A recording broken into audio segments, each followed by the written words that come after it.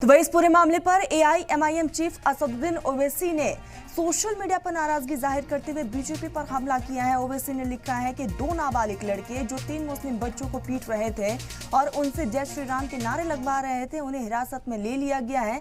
आखिर ये कैसा समाज है जिसके लोग अपने भगवान की भक्ति खुद नहीं करते बल्कि गैर मजहब के लोगों को मार पीट कर उनसे नारे लगवाते हैं। सोचिए इन लड़कों का समाजी माहौल और उनके परवरिश कैसी हो रही है।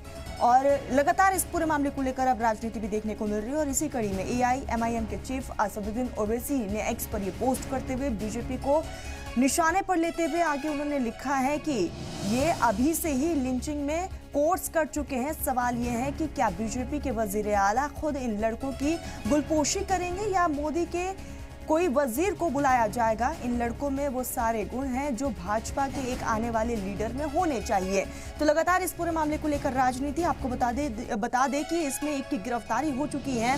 फिलहाल पुलिस भी हर एक एंगल से इस पूरे मामले को लेकर जांच पड़ताल में जुटी हुई है। ये पूरा मामला मध्य प्रदेश के रतलाम का है और इस पूरे मामले को लेकर अब रिएक्शंस भी सामने आ रहे हैं। साफ तौर पर राजनीति देखने को मिल रही है।